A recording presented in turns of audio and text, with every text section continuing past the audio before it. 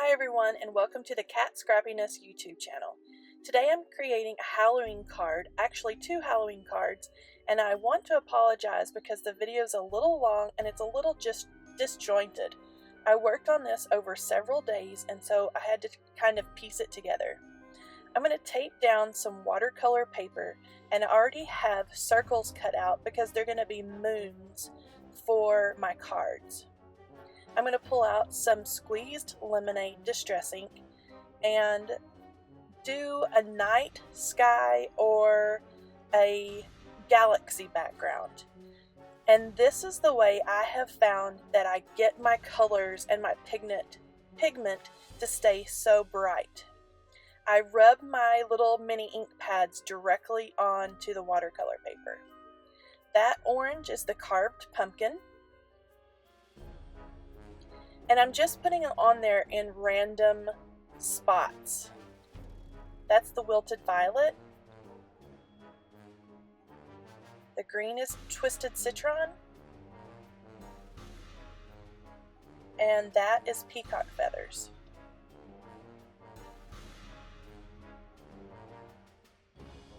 I've tried this with watercolors and other techniques, and I just didn't get the brightness and pigment that I have found that I get if I rub them directly onto the paper.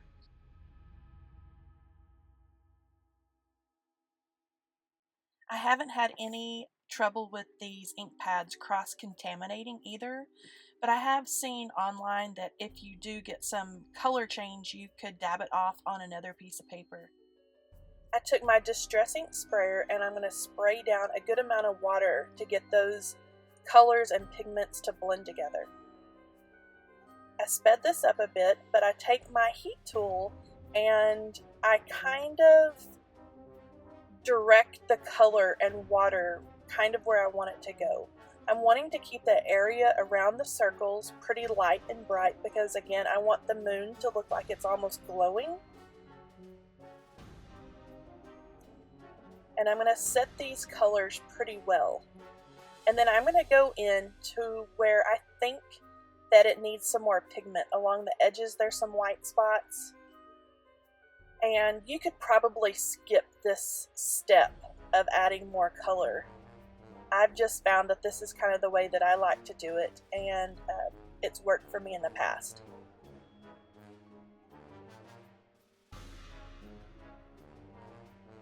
So I'm going through with all the colors and I'm just adding bits and pieces here and there. And they're really not bleeding into the underside color because I heat set that. You're going to get a good amount of pigment that's on top.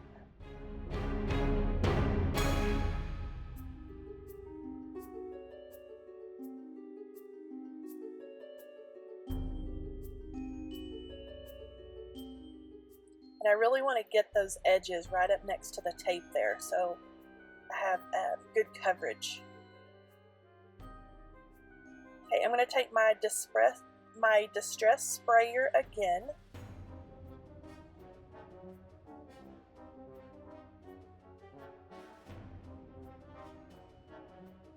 And again, wet those pieces down pretty thoroughly. And you can really tell this time when it gets wet, those colors really start to run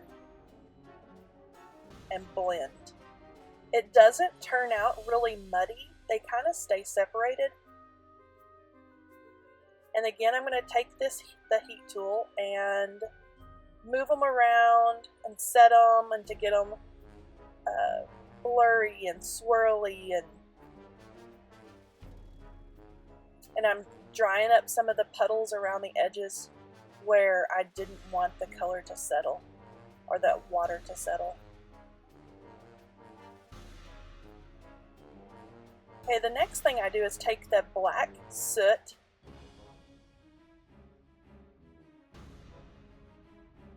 and at first I use my blending tool and I try to blend on the soot color.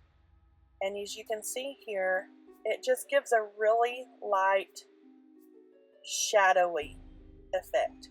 and I didn't like that. I wanted more pigment. So I took the soot directly to the paper, and you can see there it lays so much more pigment into your paper. And again, I'm just doing random areas because I'm going to wet it one more time and let the soot color, the dark color, run all over the paper. And if you've tried these backgrounds in the past, you know that it looks terrible before you get your desired effect. So don't be scared. It kind of does look like a mess right now. I'm going to spray that with the Distress Sprayer again, and you can see how much that soot richens up and starts to spread into the other colors, and it adds that shadowy, dark sky, cloudy effect. And again, because those colors are heat set underneath, they're not going to pick up a lot of that black color, so I can take my paper towel and kind of remove some of the dark where I do not want it, like around that moon area, where I want it to be bright and shiny like a moon.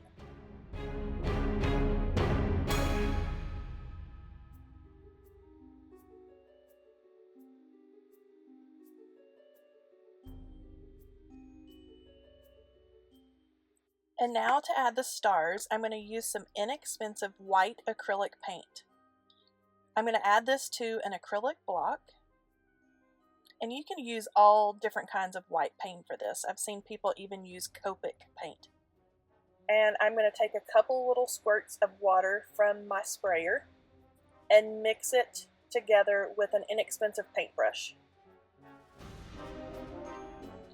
When I get that kind of watered down and mixed into the consistency that I want, I am going to flick this both off of the acrylic block and just kind of tap my paintbrush with my hand and onto the paper. I've heard of people using old toothbrushes, and there's different ways that, you know, whether you want a fine kind of spray of paint or you want just messy ink splatters.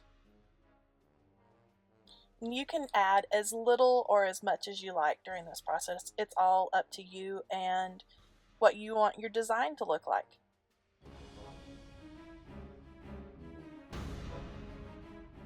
Now, as you can see there, it's really starting to look like a crazy, colorful night sky with the stars and maybe comets or something in the background.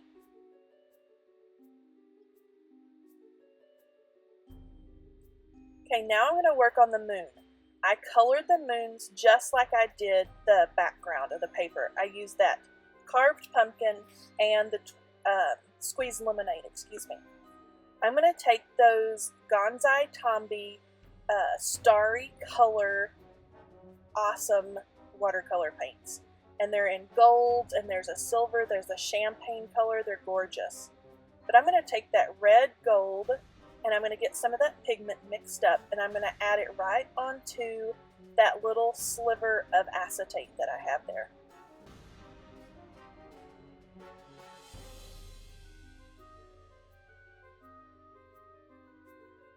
I'm going to take a little bit of water and just make that a little bit runnier. And I'm going to drag that little moon piece directly into that gold watercolor. And this is going to give you not only a shimmer for your moon, but it's also going to give you the awesome look of lumps and bumps, and it really makes the moon look real, especially when you add it onto that background piece. So I'm going to wipe this on and get it just the way I want it. You can see all the shimmer that those paints give you. And then I'm going to clean up my little mess here. As you can see there, I'm using my Lawn Fawn stamp chamois. I use that thing for everything, for paint, watercolors, for my ink when I stamp. And every once in a while, every few days, I just run it through the washing machine and don't dry it. And it washes wonderfully. and I just lay it out and let it dry stiff, and then when I'm ready to use it again, I get it damp in the sink. So I'm going to heat set that watercolor, that gold color that I used. And then you'll see here in just a second how awesome those look on the background piece. Okay, at this point in the project, I was getting really excited. I just love the way that the moon and the background look with those gold watercolor paints. Don't you get so excited when one of your experiments just works out and looks awesome? Okay, this is an SVG cut file that I use with my Cameo. I wanted one of the cards to be kind of a spooky, creepy, more of a Halloween feeling. And then I did kind of a silly, funny, goofy kind of Halloween card. I took the same gold paint and I added little glowing windows to my haunted house, and I added some paint around the edges so when that sits in the moon, it looks like those little edges are glowing behind the house there. This is a die cut tree from the Gina Marie Designs Spooky Tree die set. I'm adding some, it's either black soot or the ground espresso ink, and I'm just using the tips of my finger to add that into places so it's not just a flat brown color.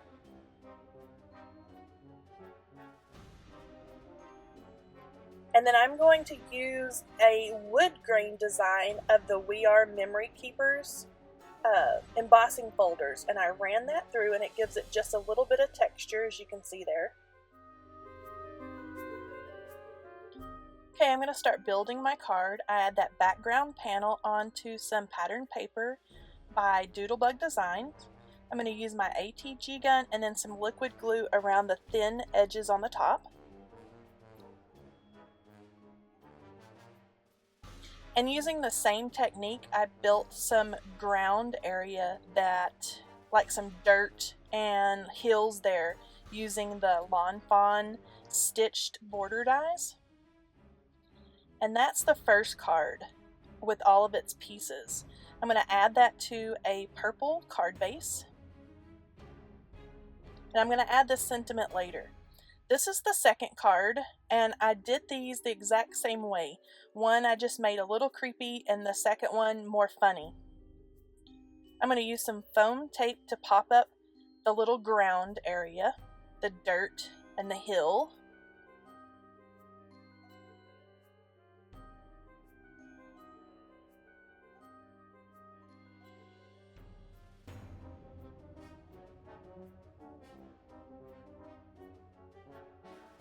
And again, that plaid pattern paper is from the same 6x6 Doodlebug Design paper pad. I'm going to add some foam tape to a black tree this time, cut with that Gina Marie Design Spooky Tree die set. And then the little orange pumpkins there to the side are cut with a die set from Cherry Lynn Designs. It's a pumpkin garland, and it comes with several pumpkins and then the garland part, and I'm just using the pumpkins by themselves to make a little grouping there around my spooky tree. I'm going to add some adhesive on those and just gather those around the tree there.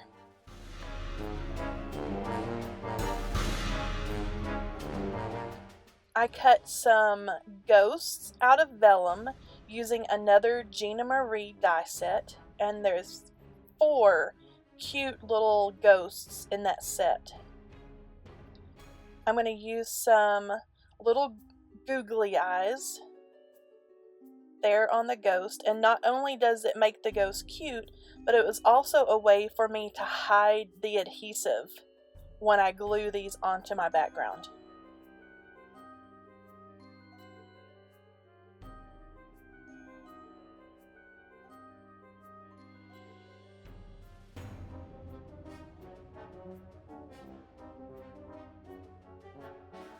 So I get their little eyes added on, and then I'm going to stick these down with some multi-adhesive in the matte finish.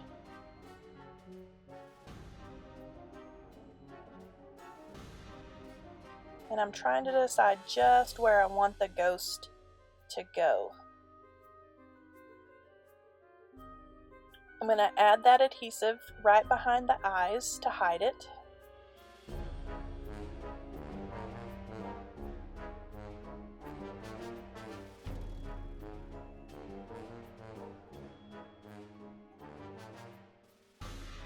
And I can't decide if I want him behind my tree or down by the pumpkins. And I decide I'm going to stick it down there on the pumpkins. And I'm going to use an acrylic block to hold those down just so that dries really well behind the eyeballs. And that bat comes in the same die set as the tree. So I'm going to add him flying up over the moon. And now I'm going to work on my little sentiment there. I used again some of that plaid paper, and I cut a black little banner there from the Lawn Fawn banners. I'm going to add some anti-static powder with my little EK Success tool, and I'm going to ink up the Boo sentiment. I just had that in my stash with Versamark ink, and I'm going to add white embossing powder and then heat set that.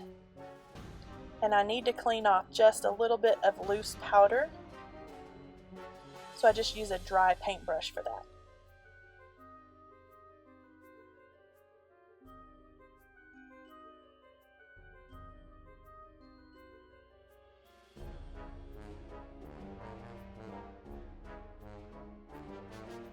I have to let my heat tool warm up just a little bit, and then you can see how bright and sharp after you heat that embossing powder.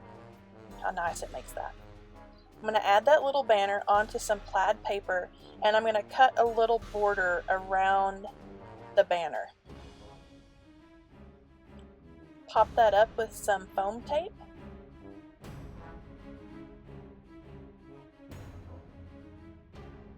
And then I'm going to use some scissors and cut that little fishtail end. And then I'm going to take the whole piece to my paper trimmer so I can get a good straight sides when I trim the rest of it out.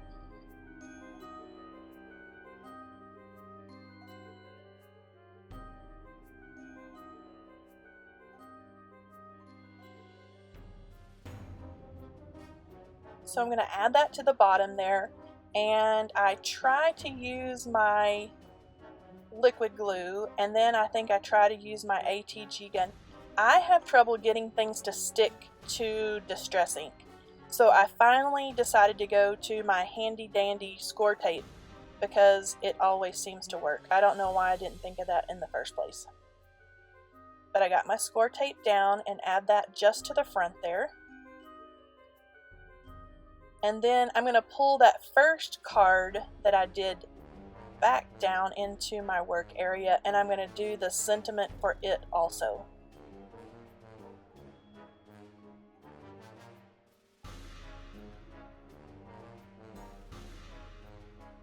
And this is a stamp from my stash that says Happy Halloween Haunting, but I didn't want the happy, I only wanted the Halloween and the haunting.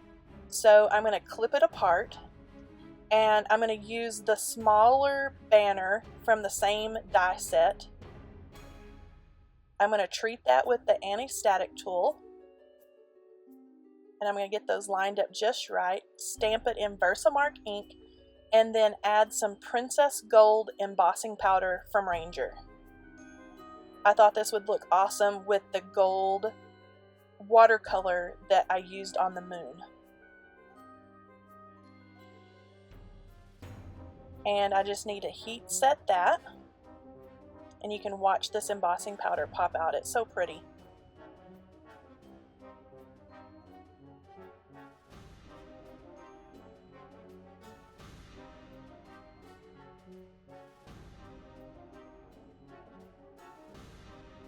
Let me use my ATG gun and fold under all those little feathers of adhesive that you get.